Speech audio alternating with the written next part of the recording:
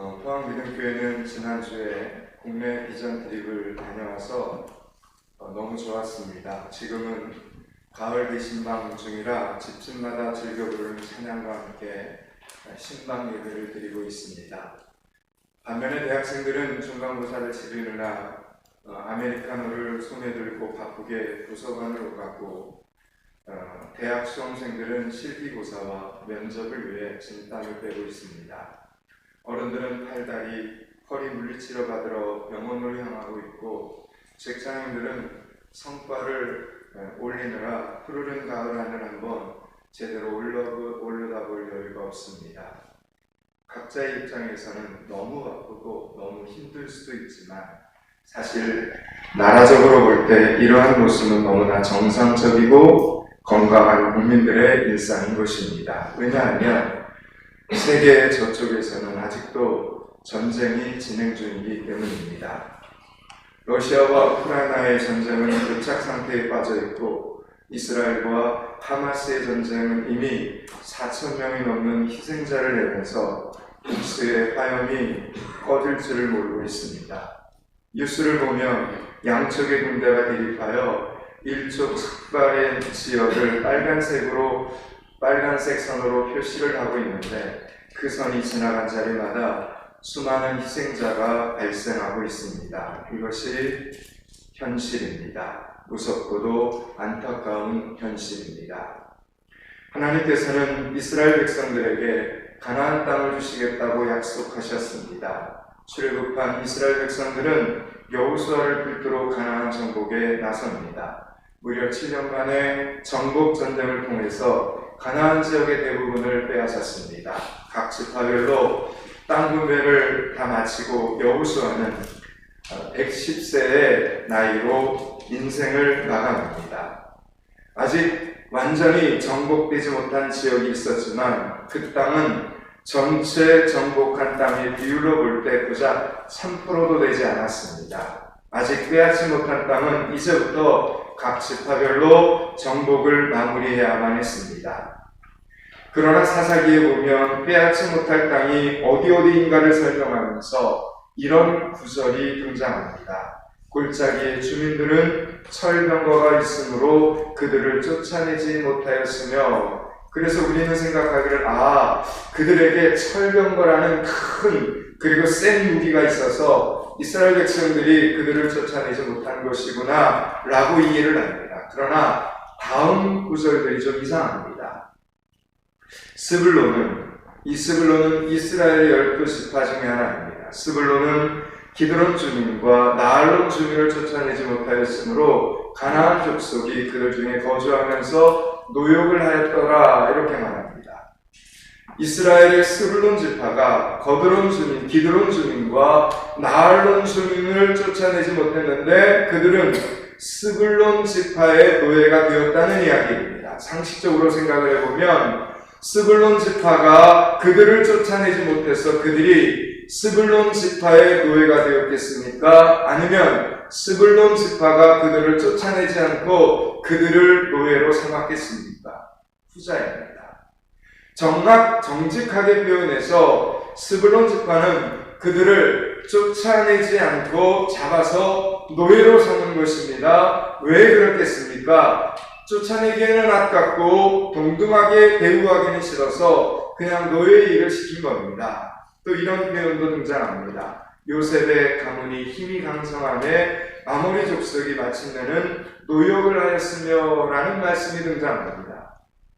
이 말은 요셉 지파의 힘이 강성했는데 아모리 족속을 쫓아내지 않았다는 이야기입니다. 그들에게 오히려 요셉 지파는 지역을 그들에게 정해주고 그들이 그곳에 살게 하면서 요셉 지파의 노역을 시켰다라는 이야기입니다. 이스라엘 백성들은 가나안 지역의 거의 97%의 땅을 정복했습니다. 그렇다면 나머지 약 3%의 가나안 거주민들을 쫓아내는 것이 불가능한 일이었겠습니까? 여러분, 못 쫓아내는 것이 아니라 그냥 안 쫓아내는 것입니다. 이유가 두 가지입니다. 첫째는 방심했습니다. 남은 숫자가 너무나 미비하여 어떻게 해도 위협의 세력이 되지 않는다는 생각 때문이었습니다. 이스라엘 백성들은 자만감에 차 있었던 것입니다. 두 번째는 그들이 가진 문화가 아까웠습니다. 인간은 서로 다른 매력에 끌리는 법입니다. 그들이 가진 이색적인 문화, 화려한 춤과 노래, 아름다운 외모가 진멸시키에게는 너무나 아까웠던 것입니다. 그래서 그들을 살려두고 대신 노역을 하게 만든 것입니다. 이스라엘 백성들은 가나안 정복을 거의 다 이제 완성하고 나자 처음 마음을 잃어버렸습니다. 하나님께서 전쟁을 시작하기 전부터 몇 번이나 강조해서 가나안 족속과는 어떤 언약도 맺지 말고 그들을 불쌍히 여기지 말고 다 진멸하라고 하신 철두철미한 하나님의 명령을 잃어버린 것입니다. 그러자 하나님께서는 이스라엘 백성들의 이런 형태에 대하여 이렇게 진단하시고 결론을 지으십니다. 들어보십시오. 너희는 이 땅의 주민과 언약을 맺지 말며 그들의 제단들을 헐라하였거늘 너희가 내 목소리를 듣지 아니하였으니 어찌 그리하였느냐. 그러므로 내가 또 말하기를 내가 그들을 너희 앞에서 쫓아내지 아니하리니 그들이 너희 옆구리의 가시가 될 것이며 그들의 신들이 너희에게 올무가 되리라 말씀합니다. 이스라엘 백성들이 쫓아내지 않고 노역을 시키고 그들 중에 데려온 신부감이, 그들 중에 데려온 신랑감이 이스라엘 백성들에게 있어서 옆구리의 가시가 될 것이다, 이렇게 말씀하시는 장면입니다. 우리말 성경에는 옆구리의 가시가 될 것이라고 번역이 되어 있지만 이것은 이해를 쉽게 하기 위해서 의역된 표현입니다. 히브리어 성경에는 옆구리의 가시라고 되어 있지 않고 옆구리가 될 것이라 이렇게 표현을 하고 있습니다. 그래서 히브리어 성경 그대로 해석을 하면 그들이 너희 옆구리가 될 것이며 그들의 신들이 너희에게 올무가 되리라 라는 뜻입니다.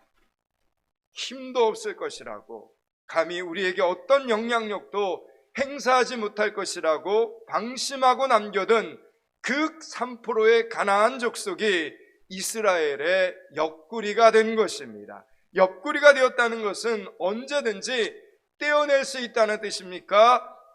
이제는 떼어낼 수 없다는 것입니다. 여러분, 옆구리 떼어놓고 살 수 있는 사람이 있겠습니까? 옆구리를 떼어놓고 살 수는 없습니다. 97%의 땅을 정복한 입장에서 3% 하찮게 여겨졌지만 그 3%가 어느새 내 옆구리가 되어버린 것입니다. 절대로 못 떼어냅니다. 어마어마한 피를 흘릴 뿐입니다. 사랑하는 여러분, 하나님의 말씀을 소홀히 여기시면 안 됩니다. 하나님의 말씀을 소홀히 여기면 시간 속에서 그 치료할 대가가 무섭습니다. 그러면 여기서 우리는 이제 한 가지를 더 생각해야 합니다. 과거를 돌이킬 수 없고 옆구리를 떼어낼 수도 없다면 어떻게 해야 하느냐는 것입니다. 이스라엘 주민 대부분이 유대교를 믿지만 그 안에도 예수님을 믿는 소수의 그리스도인들이 살고 있습니다. 그리고 아직 예수님을 믿진 않지만 앞으로 예수님을 믿게 될 하나님의 백성들이 분명히 있습니다. 또한 반대로 가자 지구의 주민들은 대부분 우리가 아는 것처럼 무슬림이지만 그 안에 있는 그리스 정교회에는 아주 예수님을 신실하게 믿는 사람들이 있습니다. 가자 지구에는 하마스만 있는 것이 아니라 개신교를 믿는 소수의 그리스도인들이 있습니다. 우리는 이미 인류의 입장에서나 구원받아야 할 하나님의 백성된 입장에서나 이쪽도 저쪽도 편들 수 없는 상황이 되어버렸습니다. 이쪽을 지지하자면 왼쪽 옆구리를 떼어줘야 하고 저쪽을 응원하자면 오른쪽 옆구리를 잘라내야만 합니다. 여러분, 우리 인생에도 이런 옆구리가 있습니다. 이러지도 저러지도 못하는 내 몸, 내 살, 그리고 내 옆구리가 있습니다. 이 아픈 옆구리를 어떻게 해야 되겠습니까? 하나님의 의도는 꼴 좋다. 내가 너에게 그렇게 경고했건만 내 말 안 들어서 그렇게 되었으니 니도 한번 당해봐라. 여러분, 이것입니까? 우리에게 하나님이 본때를 한번 보여주시려고 그들을 우리의 옆구리가 되게 하셨겠습니까? 사사기 3장 20절 이하에 보면 이런 말씀이 기록되어 있습니다. 여호와께서 이스라엘에게 진노하여 이르시되 이 백성이 내가 그들의 조상들에게 명령한 언약을 어기고 나의 목소리를 순종하지 아니하였은즉 나도 여호수아가 죽을 때에 남겨둔 이방 민족들을 다시는 그들 앞에서 하나도 쫓아내지 아니하리니. 그게 3%입니다. 이는 이스라엘이 그들의 조상들이 지킨 것 같이 나 여호와의 도를 지켜 행하나 아니하나 그들을 시험하려 함이라, 이렇게 말씀합니다. 이 말씀을 간단하게 말씀을 드리면 우리의 아픈 옆구리는 하나님의 말씀을 지킬 것인가 안 지킬 것인가를 결정하게 하는 아주 중요한 이유가 된다, 이런 뜻입니다. 여러분, 믿지 않는 사람과 결혼을 하여 이제는 떼어낼 수 없는 내 옆구리가 된 성도들이 있습니다. 그 옆구리 때문에 울며 불며 통곡할지라도 예수님을 더 잘 믿을 것인가 아니면 예수 믿는 것을 포기할 것인가에 중요한 시금석이 되는 것입니다. 젊어서 정말 먹고 사느라 바빠서 교회 잘 안 다니고 예배 가볍게 여기고 그러다 보니 자녀들이 전혀 믿음도 없이 성장해버린 성도들이 있습니다. 그들에게는 믿지 않는 자녀들이 아픈 내 옆구리라는 이야기입니다. 그 자녀들 때문에 더욱 하나님 앞에 나와 매달리게 된다면 여러분의 옆구리는 같이 살아날 것입니다. 한 가지 분명한 것은 옆구리는 절대 나와 분리해버릴 수 없습니다. 옆구리가 없으면 사람은 죽습니다. 그래서 생명 다하는 날까지 옆구리를 건강하게 할 것인지 아니면 같이 썩어갈 것인지를 우리는 선택해야 합니다. 아픈 옆구리, 병든 옆구리, 나를 아프게 하고 나를 해롭게 하고 나를 위험하게 하는 그 옆구리 때문에 우리는 마음대로 할 수가 없습니다. 그래서 쩔쩔매면서 하나님 앞에 나오게 되는 것입니다. 하나님께서는 교만하기 짝이 없는 우리에게 그 옆구리의 아픔으로 인하여 하나님을 찾을 수밖에 없는 절박한 기회를 주고 계신다는 이 사실을 우리는 말씀 속에서 깨달아야 합니다. 오늘 본문은 예수님께서 직접 하신 말씀입니다. 더러운 귀신이 어떤 사람에게서 나갔습니다. 그는 물 없는 곳으로 이렇게 다니면서 쉬기를 구하다가 적당한 곳을 얻지 못하여 다시 자기가 있던 그 사람에게 돌아와서 이렇게 그 사람을 살펴보는 겁니다. 나갔다가 쉴 곳이 없어서 그 사람에게 돌아와서 이렇게 살펴보고 있는 겁니다.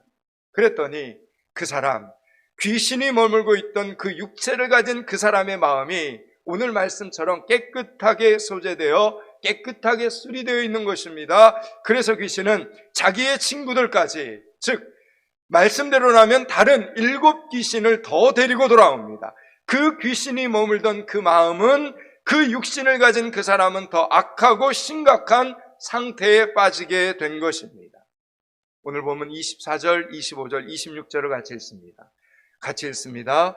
더러운 귀신이 사람들에게서 나갔을 때 물 없는 곳으로 다니며 쉬기를 구하되 얻지 못하고 이에 이르되 내가 나온 내 집으로 돌아가리라 하고 가서 보니 그 집이 청소되고 수리되었거늘 이에 가서 저보다 더 악한 귀신 7을 데리고 들어가서 거하니 그 사람의 나중 형편이 전보다 더 심하게 되었느니라.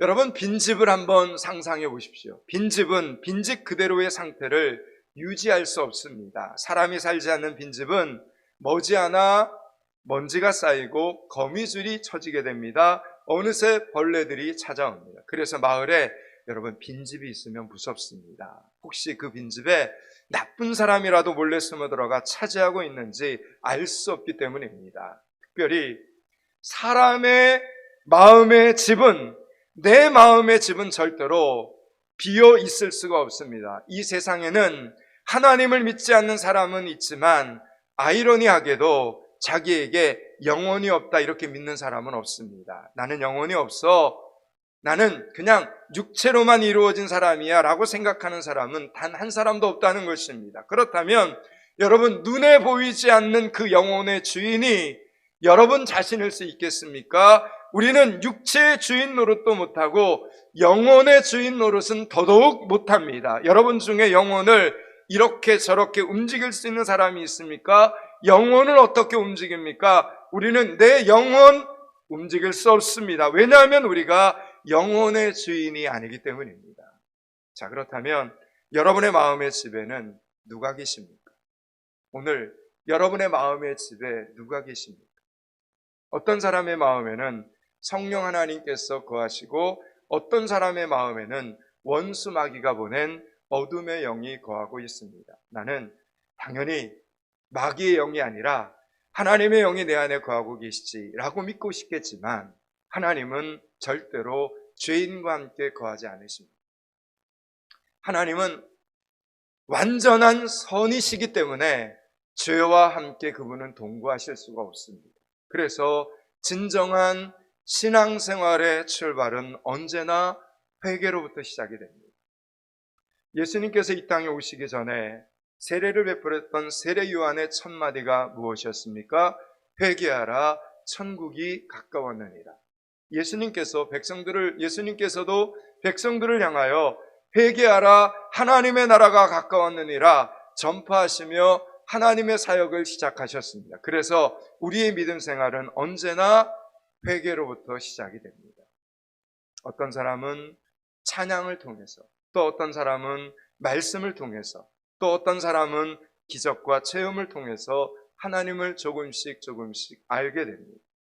하나님을 맛보고 나를 보니 죄에 대해 생각이 나는 것입니다. 그 잘못을 뉘우치고 마음속에 새로운 각오와 결단이 솟아납니다. 내가 이렇게 살지 말아야 되겠다. 이 죄를 떠나야겠다. 이제부터는 하나님을 믿고 잘 살아야겠다. 회개의 눈물과 함께 죄사함의 은총과 함께 우리의 마음의 집이 깨끗하게 청소가 되는 것입니다. 이런 과정을 하나님과 사람들 앞에서 공식적으로 받는 단계가 바로 세례식입니다. 우리 포항미등교회는 1년에 한 번 11월 넷째 주에 세례식이 있습니다. 이 기회를 놓치지 마시고 꼭 세례를 받으시기 바랍니다. 이날은 함께 축하하고 함께 축하받아야 마땅한 날입니다. 기억하시고 예쁜 꽃다발도 서로 주고받을 수 있기를 바랍니다. 그렇게 세례를 받고 나면 이제 그리스도인들의 삶은 어떻게 됩니까? 변해야 합니다. 과거의 죄가 나의 주인이 아니고 현재의 죄도 나의 주인이 아니라면 나는 이제 변화된 모습으로 사는 것이 당연한 순서입니다. 그러나 사흘이 못되어 다시 옛날로 돌아가 버린다는 것이 성도들의 딜레마입니다. 심한 경우, 대부분의 경우 예배가 끝나고 집으로 돌아가면서 다시 그대로 그 생활, 그 생각, 그 행동으로 돌아가 버립니다. 이것은 마치 베드로 사도가 베드로후서 2장에 묘사된 그대로입니다. 베드로후서 2장 22절에는 이렇게 기록해 놓았습니다. 개가 토했던 것을 다시 먹고 돼지가 씻고 나서 더러운 웅덩이로 다시 돌아가 그 자리에 눕는 것 같다라고 말씀 기록되어 있습니다. 여러분, 오늘 본문에서 더러운 귀신이 이 사람에게 처음에 이렇게 나갔습니다. 나갔다가 안식처를 얻지 못해서 다시 돌아왔을 때 청소된 이 사람의 마음을 바라보면서 이 귀신이 오늘 뭐라고 했습니까? 내 집으로 돌아가리라, 이렇게 말합니다. 이게 무서운 말입니다. 내 집으로 돌아가리라. 청소가 되어 있지만 귀신이 보기에 여전히 자기 집이라는 것입니다. 얼마든지 자기가 차지할 수 있는 마음이라는 뜻입니다. 24절을 한 번 더 읽습니다. 24절 같이 있습니다. 더러운 귀신이 사람에게서 나갔을 때 물 없는 곳으로 다니며 쉬기를 구하되 얻지 못하고 이에 이르되 내가 나온 내 집으로 돌아가리라 하고. 아멘. 여러분, 우리가 회개하여 잘못을 뉘우치고 선한 결심을 하지만 예수님께서 내 마음의 주인이 되지 않으시면 다시 죄에 사로잡힙니다. 내 생각을 내려놓고 내 욕심을 내려놓고 예수 그리스도께서 철저히 나의 주인이 되게 하지 않으면 여러분, 귀신은 여전히 내 마음의 집을 오늘 이 말씀처럼 내 집이다, 자기 집이다 이렇게 주장을 한다라는 이야기입니다. 어설픈 믿음으로는 아예 다시는 믿음 생활에 대하여 결단하지 못하도록 더 강력한 7 귀신들을 데리고 찾아온다는 이야기입니다. 그리고 예수 안 믿을 때보다 오히려 더 위선적이고 더 거짓된 모습으로 내 안에서 살게 합니다. 모습은 그리스도인인데 그 속을 들여다보면 예수 안 믿는 사람들보다 더 악하게 만들어버린다는 이야기입니다. 귀신은 이렇게 말합니다. 저건 내 집이야. 쟤 지금 교회에 나와 있지만 내 집이야. 이렇게 말한다는 것입니다. 여러분, 이 시대에 하나님의 사람들이 귀신에게 이렇게 조롱을 당하고 있습니다. 하나님을 믿는 입장에서 보자면 정말 분통이 터질 일입니다. 여러분은 얼마나 자신 있습니까? 23절 말씀을 보겠습니다. 23절을 같이 읽습니다. 나와 함께 하지 아니하는 자는 나를 반대하는 자요, 나와 함께 모으지 아니하는 자는 아멘. 여러분, 이 말씀은 우리가 예수를 믿음에 있어서 적당히 믿는 것은 없다는 것입니다. 예수님과 함께하지 않은 사람은 오늘 말씀을 보니까 예수님을 반대하는 사람, 오늘 말씀을 보니까 예수님과 함께 모으지 않는 사람은 해치는 사람이요, 분열시키는 사람이요, 교회를 흩어 없어지게 만드는 사람이다, 이렇게 말을 합니다. 그러므로 여러분, 우리가 지혜가 없으면 꾸짖지 아니하시고 모든 사람에게 후히 주신다 약속하신 하나님께 구해야 합니다. 그리고 어떻게 해야 됩니까? 하나님께 봉사해야 합니다. 피곤하고 곤비하면 피곤한 자에게 능력을 주시며 무능한 자에게 힘을 더하시겠다 약속하신 하나님께 구해야 합니다. 그리고 어떻게 해야 됩니까? 하나님께 봉사해야 합니다. 사랑하는 여러분, 지난 1년 동안 여러분의 신앙이 언제 성장하셨습니까? 지난 한 해 동안 여러분의 믿음이 언제 성장하셨습니까? 내 신앙을 지킬 수 있었던 힘은 무엇입니까?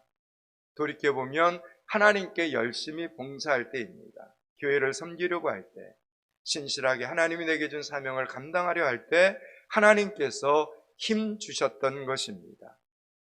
셀 순장의 사명을, 그리고 재직의 사명, 중직의 사명을 신실하게 감당하려고 할 때 하나님께서 힘을 허락해 주셨습니다. 적당히 내 시간에 피해를 주지 않을 만큼만 예수님을 적당히 믿으려고 하십니까? 누가 그런 여러분에게 그런 생각을 심어 주었겠습니까? 하나님이겠습니까? 아니면 원수 마귀이겠습니까? 지금의 상황을 예수 그리스도의 이름으로 이겨내리라 결단하고 나아가지 않는 사람의 상태를 오늘 예수님은 빈집이다 이렇게 말씀하십니다. 예수님으로 충만하지 않으면 그리스도를 고백했음에도 불구하고 저와 여러분의 마음의 집이 다시 사탄과 악령들의 시험 대상이 될 수 있다는 게 오늘 중요한 메시지입니다. 부디 예수님으로, 예수 그리스도로 충만한 성도들이 되실 수 있기를 축원합니다. 이제 말씀을 마치려고 합니다. 사랑하는 여러분, 혹시 오늘 하나님의 말씀이 두려우십니까? 내가 이렇게 신앙생활을 해가지고는 꼭 마귀의 밥이 될 것 같습니까? 여러분 마음속에 계신 성령 하나님께서 말할 수 없는 탄식으로 미리 가르쳐 주시고 계시는 것입니다. 이제 돌이킬 수 없는 과거를 탓하지 마시기 바랍니다. 옆구리 탓만 하지 마시기 바랍니다. 그 옆구리도 이제는 여러분의 몸입니다. 이 가을 하나님께 열심히 기도하면서 아픈 곳 고쳐나가고 상한 곳 치유하고 삐뚤어진 곳을 고쳐나가면서 옆구리와 함께 건강하고 승리하는 인생을 살아가는 여러분들이 되시기를 주님의 이름으로 축원합니다. 기도하겠습니다. 하나님, 이 가을 하나님의 말씀을 소홀히 여기지 않게 하여 주시옵소서. 하나님의 말씀을 가볍게 여기지 않게 하여 주시옵소서. 이 가을 우리 마음의 집을 하나님의 말씀으로 예수님으로 꽉 채우게 하여 주시옵소서. 예수 그리스도 이름을 받들어 기도드리옵나이다. 아멘.